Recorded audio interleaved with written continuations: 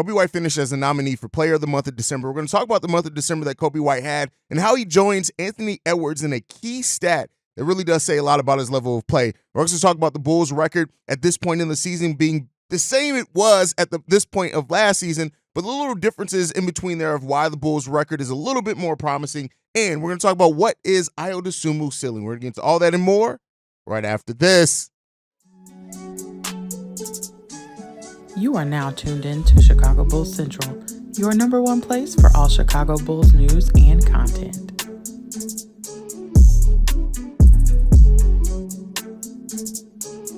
What's going on, Bulls fans? Welcome to another episode of Chicago Bulls Central, your number one spot for everything Chicago Bulls related. I'm the host there, Haize, but more importantly, you guys can follow the channel at Bulls Central Pod on every social media platform we happen to be on. With that being said, let's go ahead and get into this content for today. So Coby White finished as a nominee for Player of the Month for the month of January. I think I said December on the intro. For the month of January. And in 15 games in January, Coby White averaged 22.1 points per game, 5.5 rebounds, 5.9 assists per game, and he finished that with being a nominee. He joined Anthony Edwards as the only player to have at least 35 three-point field goal attempts and 80 rebounds and 80 assists. Now, that's a specialized stat. That's almost at the level of one of those LeBron stats, but we still want to talk about it. Coby White is balling. And anybody who does not understand the way and the gravity that Coby White has had in this growth, it's really been substantial. When you look at it, Coby White is the engine that has really made this Chicago Bulls team go. And had it not been for, circumstances, for example, had Zach LaVine stayed healthy all this season and been locked in and engaged, there's no reason to think that the Bulls' record wouldn't even be better than what it is. And like I've said on previous shows before, it's like the Bulls always take a step forward with something, but then something happens to make them take a step back, and they end up staying around that same level. Talked about, how like the Lonzo Ball and Zach LaVine getting hurt when they got hurt that season, and then Zach LaVine not being 100% at points last season and then finishing the season really strong. Ayo Dosunmu kind of taking a step back that season. And unfortunately, this season, that AK and Eversley, or AK and Billy Donovan, talked about the importance of having one of the young players really step up this season and how that could raise the ceiling of this Chicago Bulls team. And Coby White has done that. The problem is that with Zach LaVine being out as much as he has been, and a combination of Zach, DeMar, and Vooch all shooting some of their worst career numbers, that we really didn't take that necessary step. If this development for Coby would have happened last season, we're talking about a team that could have finished way stronger than what they did. But it's good that Coby White had this growth when he did, because when you look at it, Coby White right now is the player that the Bulls are going to have to build around going forward until they either get somebody better or somebody else extends to even higher level. But it's more than just the stats, right? The stats not always, but the stats do paint an amazing picture for Coby White. He's shooting the highest true shooting percentage of his career while he's having the second highest usage of his career. The only time his usage rate was higher was his rookie year. And we remember that was at points, especially towards the end of that season. That was a weird up and down season. But the way that Coby White's usage has gone up and the efficiency has gone up with it, it's been astronomical. Like, it's great to have that. Usually a player's usage kind of makes that efficiency come down a little bit. Coby White has found that way to go above and beyond that. And then when you look at the decision-making Coby's making on the floor, the passing that he's really bringing, he's starting to have that ability to get to the free throw line more frequently. Coby White's been balling out this season, and it's been great to see. But the next step, everybody's kind of now looking at the Chicago Bulls and wondering, what is the next step for this team? Where's the next place they're going to go with the development, especially after hearing now that the Bulls are probably not going to be making any type of trades at the trade deadline. Again, Bulls fans should not be surprised by that. That's not a surprising factor at all. When it comes down to it, it is what it is, right? And, the trade deadline can always get more interesting. We'll see if the Bulls end up pulling the trigger on something. But Coby White his growth has been so important for the Bulls this season. And I love to see the way that he's been balling out. It's just been great to see. Coby White has been balling, and to see the young fella, like, he still has things that he needs to work on. And, one thing with Coby is that he's a gym rat, and he's really going to work in the offseason. Billy Donovan has talked about how he wants to perform and things like that. Coby got to figure out now, with defenses keying in on him, how does he stay productive? How does he stay doing things like that? Getting to the free throw line a little bit more frequently will help him as well. That finishing around the rim, being able to dish it off to big men, identifying when you have the mismatch a little bit better.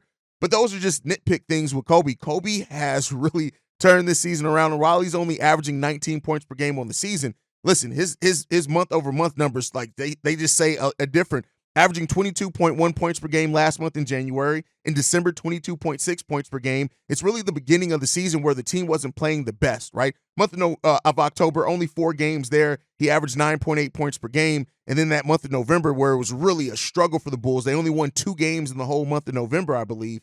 3 games. Sorry, we won 4 games in the month of November. But he averaged 15.3 points per game. But since then, he's been rocking and rolling. So, those doubts around the beginning of the season, if Coby was going to be able to keep this up consistently, I think he's done a really good job at eliminating those questions. And now, how do you build off of this? How do you build now? How do you continue to grow with defenses keying in on you? And if Zach LaVine is moved, whether it be this trade deadline or in the offseason, that's going to, defenses, you are now the de facto number one. And God forbid if they move DeMar as well as he ends up leaving in free agency.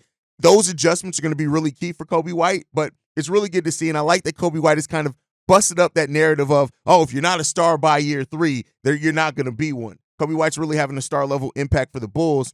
The biggest thing is if he's going to be a legitimate star and looked at as that way in the league, now you have to build upon it and you have to keep it going outside of the season. And we'll see if Coby White can do that. Now, with that said, the Bulls right now have the record of 23-26. We sit at 3 games below 500. And that's considering how the season started off for the Bulls. I know that we don't want to sing home about it or anything like that, but it's solid, right? The Bulls having over 60% win percentage. We talked about it in yesterday's episode. They're one of only 3 teams in the NBA to have that over the stretch of times that they've had it. But the Bulls still, 23-26, not a great record in it. It's added a little bit more confusion to it when you look at it. That's the same exact record that the Chicago Bulls had at this point last season. The same exact record, not similar, not anything like that. It's the same exact record that they had at that point last season. So you got to look at it and ask the questions of, okay, well, with that said, how do we now fix that? So that's one of the bigger questions in that is, where we sit right now, what we do. We have an offensive rating of 113 this season, which ranks 23rd in the NBA. When you look at last season, when we had the same record, we had a offensive rating of 112.7, which ranked 22nd, again, after 49 games. Defensively, the Chicago Bulls have taken a step back as well. We have a rating of 114.7 this season, which is 14th, and last season through 49 games, we had a defensive rating of 112.8, which was good enough for 13th place in the NBA. So while the Bulls on paper are playing better, right, and better than we started off the season, we're around the same for the most part of where we were last season per the impact. Now, when you factor in the color to that, Zach LaVine's missed most of the season. Torrey Craig's been out for a large part of the season, right? DeMar's been out at times. Patrick Williams has been in and out of the lineup because of injuries, stuff like that. So it paints a picture of like the Bulls have improved, but that improvement basically, when you added in the number of players that we've been missing, keeps us around the same time. And the Bulls really did not take advantage of an easier schedule in January. We talked about it. The Bulls had the 4th easiest schedule in the month of January. And in the month of February, we have the 8th toughest schedule. And so this is going to be an important stretch for the Bulls because as we've seen, the Bulls haven't always played the best in playoff atmosphere type games, and it's left much to be desired when they do that. And so right now, the Bulls are currently the 9th seed in the Eastern Conference. We have a 2-game lead over the Atlanta Hawks, which sits at number 10, and we're 2.5 games back of the Orlando Magic that sit currently at the number 8 seed. So the Bulls have some movement that they could definitely make. We understand that, we know that, but it all comes down to coaching, execution, defense, limiting turnovers, and this Bulls team, if they really want to make this run or just, and I said it before, like statistically, they're not out of the run of possibly the 7th or 6th seed. They're not. And if those teams start taking steps down, you look at the Miami Heat, they're 3-7 in their last 10. The Indiana Pacers are 4-6 in their last 10. I think those teams are going to be much better. They've both made additions. Those additions haven't all the way acclimated yet. The Pacers just got Halliburton back not too long ago. So I think that's going to kind of push those teams to create more separation between the Bulls and the Magic. But I do think the Bulls can catch the 8th seed. They're still going to be in the play-in tournament. So take that for what you will.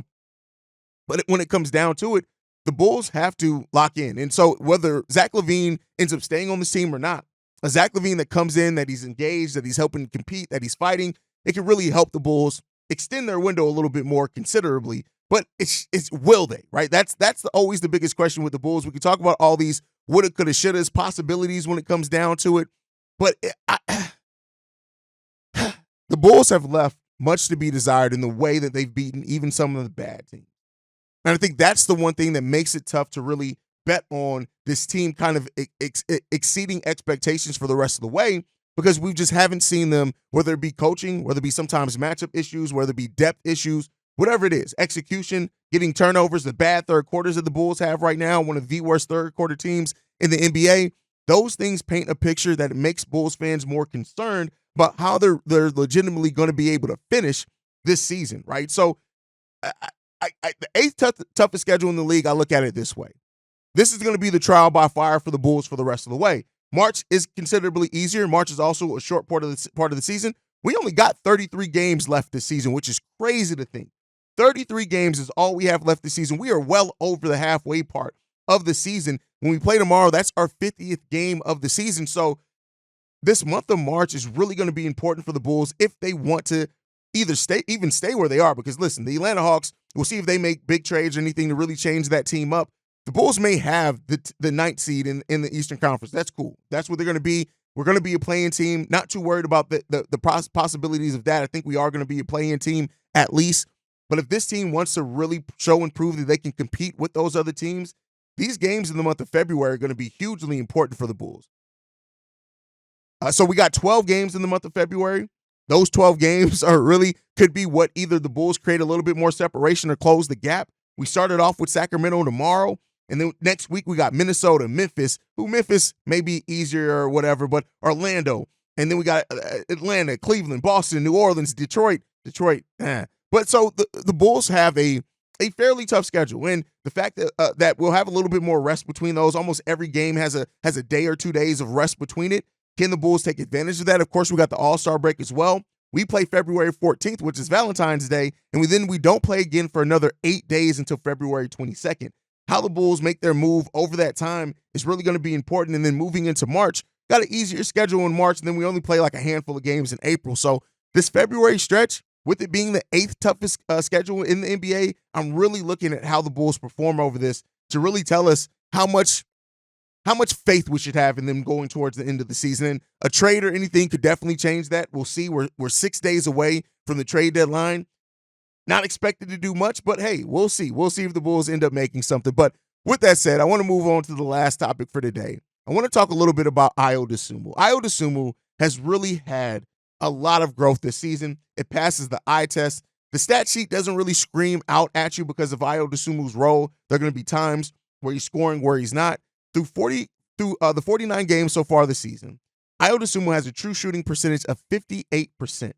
58%. And so that is really good, especially for a bench player, having the way that he's been able to perform over that amount of time. And he's increased his shooting in some key areas that definitely have helped him and the Bulls a lot. And so I want to talk also about that growth of Ayo Dosunmu. When you look at it, he's right now matching his highest true shooting percentage, which was his rookie year. He took a step back his sophomore year at 56.7%, which is still not terrible, right? It's not terrible. But again, the eye test, we saw the way that Ayo Dosunmu, when you look at the way that he improved on left corner threes and above the break three-point attempts, so far this season, he's shooting 63.8%.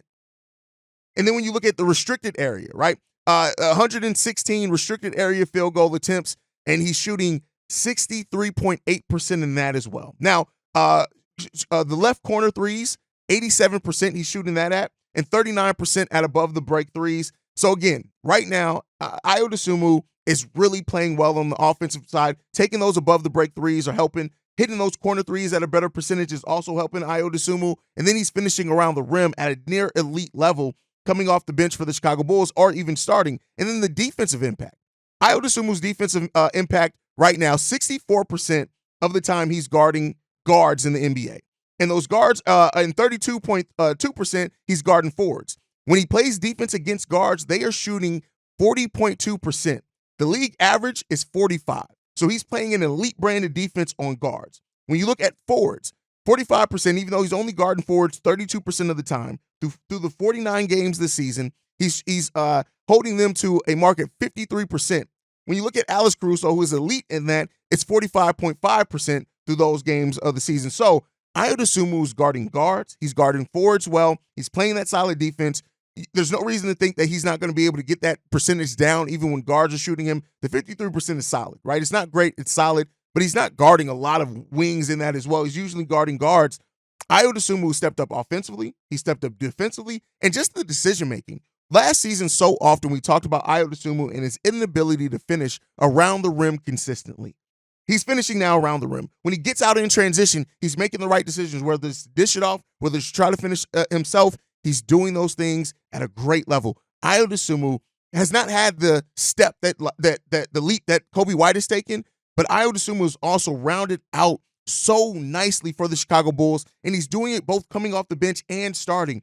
Now starting because he's not doing those ball handling duties. He's really playing off ball basically 100% of the time. Either Coby, Alex Caruso, or DeMar DeRozan are doing the primary ball handling when Ayo Dosunmu is on the floor. But Ayo is still having an impact when he's in that starting lineup, and it's not like last season where it was kind of questionable when he was playing coming off the bench. So when he was starting, Ayo Dosunmu is having a great season. As a starter so far this season, he's averaging 10.6 points per game. He's doing that on 49% shooting from the field and 38% shooting from three-point range. And get this, he's taking almost 4 3-pointers a game and hitting that at a 38% clip. He's also chipping in 3.7 rebounds, 3.1 assists, 1.5 blocks, 1.5 steals. Ayo Dosunmu is balling out right now for the Chicago Bulls, and he's doing this at the right time as well. Some people were down on Ayo Dosunmu's ceiling after how he performed last season, understandably so. Not knocking anybody for that. But Ayo Dosunmu's come in, he's built off what he did when he was at his best in that rookie year, and he's now excelling in that and taking it even further as Ayo Dosunmu. You got to love the way that Ayo Dosunmu is performing right now, man. He's playing an extremely good brand of basketball. He's impacting winning. In the month of January so far, he's averaging 13 points per game on 53% shooting from the field. And that's amazing. 46% shoot from three-point range. He's doing that in the month of January. So that's really good production. And if he can keep that up in the month of February, we're talking about a player that is not going to be in consideration. But those are numbers that you look at, and those are great numbers coming off the bench. And as a starter, of course, he's been averaging close to 35 minutes per game because of the number of injuries that we have. It's going to be interesting to see now that Javon Carter is clearly out of the rotation. It should be out of the rotation as we get more players back. Now that those minutes can almost exclusively go to Ayo Dosunmu, how he continues to operate off the bench. I would not be surprised if Ayo Dosunmu comes off the bench next season, if we're talking about him as potentially being a six-man of the year candidate with how he's been able to perform coming off the bench so far. But let me know what you guys think on that. I love Ayo. Where do you currently have Ayo Dosunmu ceiling at right now for the Chicago Bulls going forward for the rest of his career? Before we go, I know I said that was the last topic. I just want to talk about one quick thing. And I want to talk about this from the point of this is why you don't listen to national media and especially odds makers. The Chicago Bulls right now are listed as the favorite to land Bam Adebayo if the Miami Heat deal him. In what world, first of all, are the Miami Heat going to deal Bam Adebayo? Secondly, in what world are the Chicago Bulls going to be the favorites when they're probably not going to offer any draft compensation? What are we talking about? And I wanted to talk about that only from the standpoint of all this nonsense around the trade deadline is literally just writers looking for articles and to drum up some attention on their bullshit ass articles, because at this point in the season, they're between now and the All-Star break, they don't know what the hell to write about. The Bulls being the favorite to land Bam Adebayo. Listen, don't get me wrong. If the Bulls were to make a move and swing a move for Bam, I'm not gonna shit on it at all. I would absolutely love it. But does that even seem like something that the Bulls would do? Now, again, somebody could say that, hey, well, we would have said that had we heard that the Bulls were trading for Nikola Vucevic back in 2021. Touche, motherfucker. Touche. But with that even said, it's like, where this team currently sits at, unless the Bulls are like dealing half their roster, and even then, like they just added Terry Rozier. I don't see them trying to give up Bam. I don't even know why this is a statistic. Why are we even talking about the Heat possibly moving on from Bam Adebayo? What are we doing? What are we doing? I don't understand it, but hey, it is what it is. Guys, thank you so much for tuning in. Make sure you guys are following the show at Bull Central Pod. You can send us any feedback, questions, comments, concerns, bullcentralpod@gmail.com. Lastly, if you want to leave a text message and or voicemail for the mailbag, the number to do so is 773-270-2799. We are the #1 spot for everything Chicago Bulls related. Thanks to you guys. Just past 17,000 subscribers. We're on our way to episode 1,000. We are, 29 days now away from hitting episode 1. Basically, March 1st will be 1,000 straight days of Chicago Bulls Central. So I appreciate you guys for everything that you've added and contributed to this journey, man. But hey, leave those voicemails, 773-270-2799 for the number one spot for everything Chicago Bulls related, man. And I'll see you guys the next time I feel like making a video. Go Bulls. Love you guys. See red, y'all. Peace. This has been a presentation of the Break Media.